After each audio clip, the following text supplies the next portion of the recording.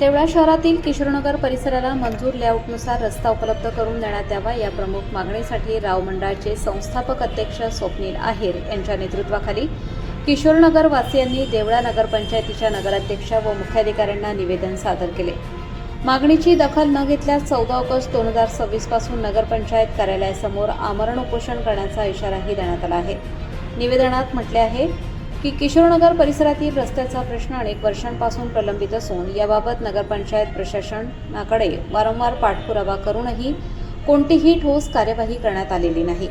त्यामुळे परिसरातील सुमारे 50 ते 60 कुटुंबांसह देवळा एज्युकेशन संस्था, शीतल अकॅडमी आणि शासनमान्य आर्यन कॉम्प्युटर संस्था यांना मोठ्या अडचणींचा सामना करावा लागत आहे।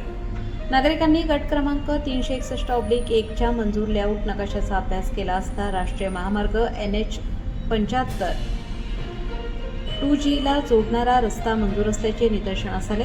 मात्र प्रत्यक्षात हा रस्ता उपलब्ध नसल्याने अनेक वर्षांपासून नागरिकांना त्रास सहन करावा लागत असल्याचे निवेदनात नमूद करण्यात आले आहे।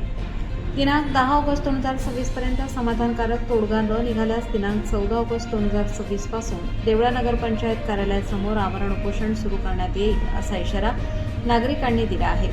यावेळी दिनकर पगार, सचिन सोनवणे, असलम सय्यद, इलियास तांबोळी, श्याम पाटील, सागर खरोटे, इम्रान तांबोळी आणि रियान तांबोळी यांच्या स्वाक्षऱ्यांसह निवेदन सादर करण्यात आले।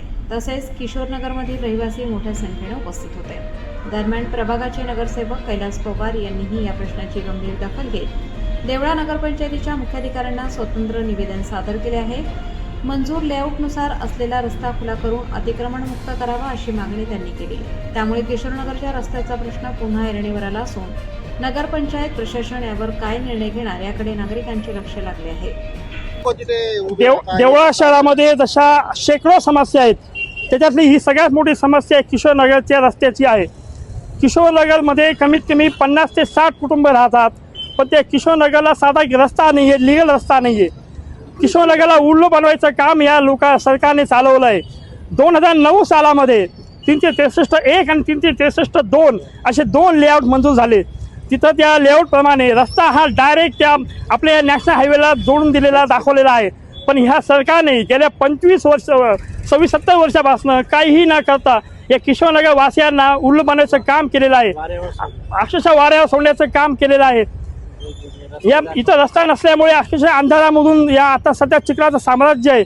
या सगळ्या गोष्टींना खास करून महिला वर्गाला समस्यांना तोंड द्यावं लागतं आणि ही समस्या कधी सुटेल यासाठी आज आम्ही सगळे किशोरनगरवासी, काही किशोरनगरवासी आले, इथं मोर्चा घेऊन आलो आहेत आणि या नगरपंचायतीला शेवटचा निर्वाणीचा इशारा दिला आहे।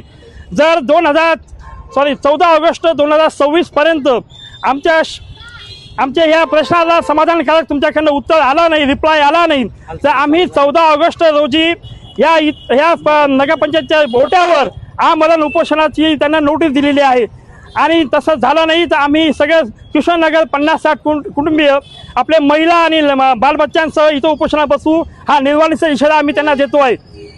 न्याय द्या, न्याय द्या, किशोरनगरला न्याय द्या, न्याय द्या, न्याय द्या, किशोरनगरला न्याय द्या। सरकारने दाखवलेली चुकीची वाट कधी होईल किशोरनगरची पहाट, सरकारने दाखवलेली चुकीची वाट कधी होईल किशोरनगरची पहाट। न्याय द्या, न्याय द्या, किशोरनगरला न्याय द्या। कागदावरचा रस्ता मिळालाच पाहिजे, नकाशावरचा रस्ता मिळालाच पाहिजे, मंजूर नकाशाप्रमाणे रस्ता मिळालाच पाहिजे।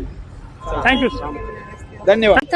आपल्या किशोरनगरसाठी वाट काढण्यासाठी म्हणजे आपल्या हक्काची वाट मिळवण्यासाठी आपण जमा झालोय आणि आपल्याला नगरपंचायत आपल्याला वाट काढून देईल या आशा करते। जर त्यांनी नाहीच केलं 14 ऑगस्टला इथं आपण आमरण उपोषणासाठी बसू सगळ्यांनी।